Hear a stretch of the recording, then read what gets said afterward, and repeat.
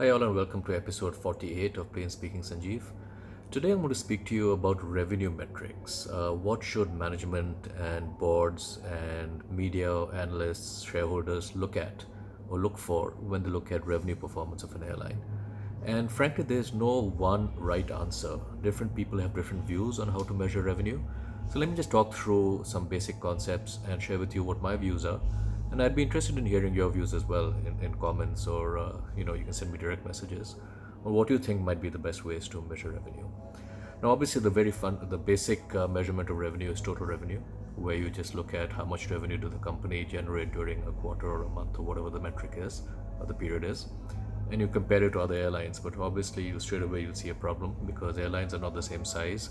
So comparing total revenue of a small airline against a big airline doesn't really do much for you. Of course, you can compare total revenue relative to your own performance for the same size in previous quarters, months, years. That's helpful. But it doesn't help paint a picture of where you stand compared to others in the industry and compared to what the market is performing like. The other extreme of total revenue is you look at unit revenue, which is revenue per ASK. ASK is available seat kilometer. It is a measure of the size of the operation of the airline.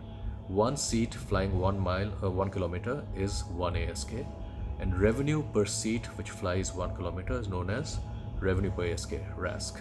It doesn't matter whether the seat is occupied or not, it is one seat of capacity flying 1 kilometer.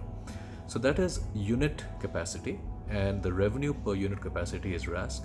So the other measurement people use often is look, you can't look at total revenue alone. Let's look at what are we producing for every unit of capacity that we are flying compared to other airlines, compared to our own performance in the past. But the problem with RASK or unit revenue is that the denominator is number of seats and the distance the seat flies. So if an aircraft has more seats or it has less seats, it mathematically impacts the measure. So you need to equate for the number of seats or normalize for the number of seats to be able to do an apples to apples comparison. And secondly, due to various reasons that I will not go into here, a short flight tends to have higher cost per ASK and higher revenue per ASK. So the stage length of a flight, or the average length of a flight, determines also the size of the denominator and the resulting revenue per ASK measure. So you need to normalize or adjust for all these factors to have an apples to apples comparison. Now, of course, there are a couple of other blunt measures that boards and especially media and analysts use, which frankly are really not very helpful at all, which is looking at just load factor, which is the percentage of seats occupied on average, or looking at yield or average fare, which is just a measurement of what is the average ticket price, or either on a unit basis or on a total basis, what's the average ticket price that passengers are paying for you. Now that's not useful because load factor can easily be manipulated. You just have to drop fares, you can sell more seats. You can give your seats away for free and fill the airplane. So on its own, load factor doesn't mean much at all.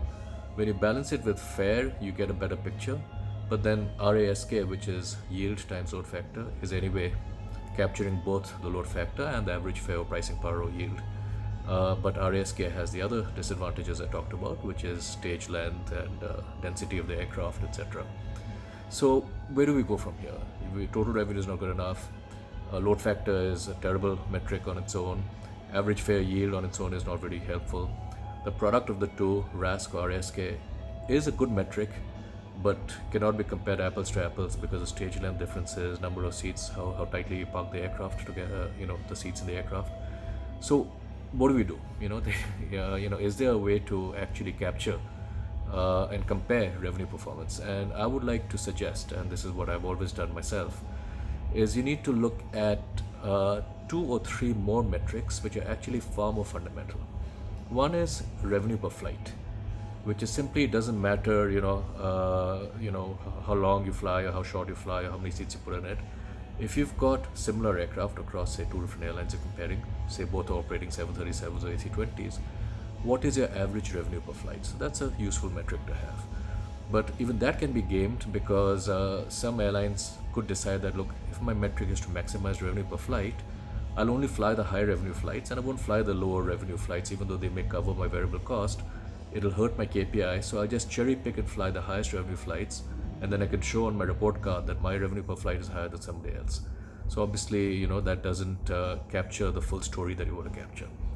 So the next metric, which I think is very powerful, is revenue per aircraft. Now this is revenue per flight is again a unit metric, but revenue per aircraft simply says, look, for the basic asset that you have that produces revenue as an airline, which is an aircraft, how much revenue did you produce per aircraft last month or last quarter or whatever period you're looking at?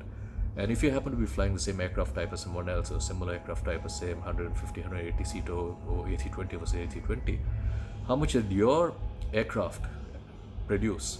How much on a per aircraft basis did your aircraft produce last month or last quarter compared to somebody else that flies the same aircraft type? If you produce more, that's good. If you produce less, that's not so good. And that is the ultimate measure of return on your fundamental asset, which is revenue per use of that asset, so revenue per aircraft. However, the problem with revenue per aircraft occurs when people don't fly similar aircraft types. Obviously, a small aircraft will have smaller revenue per aircraft than a large aircraft. So again, you get into the apples versus oranges comparison problem. So to overcome that, I postulate or I propose an additional metric, which is simply revenue per seat. You know how many seats you've got in your installed base, right, across all the aircraft, whatever. And you can just say, look, I had so many seats in my installed base. And this metric is simply the number of aircraft you've got times the number of seats in the aircraft. So it is a number you come up with and you say, okay, this pool of seats that I have for the month or the quarter produced how much revenue and what was the revenue per seat, and compare it to some other airline which may have a different fleet mix, but again you just count the total number of seats they have in the fleet and what is the revenue per seat. So then you can get a closer apples to apples kind of comparison of what is the revenue productivity of your business or revenue model or airline that you're running, the aircraft that you're running, versus somebody else. But again, that is only half the story. Yes, it gives you an answer as to when you combine it with revenue per aircraft and revenue per flight. Revenue per seat tells you basically what is your return on your asset, your fundamental revenue producing asset. It allows you to compare between airlines, but it doesn't tell you the cost side. So that is going to be the topic for my next session, because it's way too complicated to cover both in one. But to understand the revenue side and to compare across airlines and to get as close to apples as possible, you need to look at revenue per aircraft and revenue per seat is what I would suggest. If you look at revenue per ASK, you're only getting part of the story. And if you're looking at load factor, you're getting a terribly blunt, often misleading answer. So in my next episode, I'll talk about, all right, you now have revenue per aircraft or revenue per seat, but what is the cost side of that? And eventually it's the difference between your revenue per aircraft and cost per aircraft that determines the bottom line profitability or loss of the airline. So talk about that tomorrow. I know this is a lot of stuff I've covered today, but the fundamental takeaways are, don't look at load factor. That's the worst metric on a standalone basis. Total revenue obviously doesn't mean much because airlines are different sizes. Revenue per ASK RASK is a useful metric, but can be gamed to give you results to meet certain targets. The eventual or ultimate asset the airline has is an aircraft, and within that is a seat. So revenue per aircraft and revenue per seat, which are essentially measures of return on asset, will give you the best or the most comparable revenue metrics for you to be able to see relative performance of airlines to each other. So see you again tomorrow. Take care. Bye.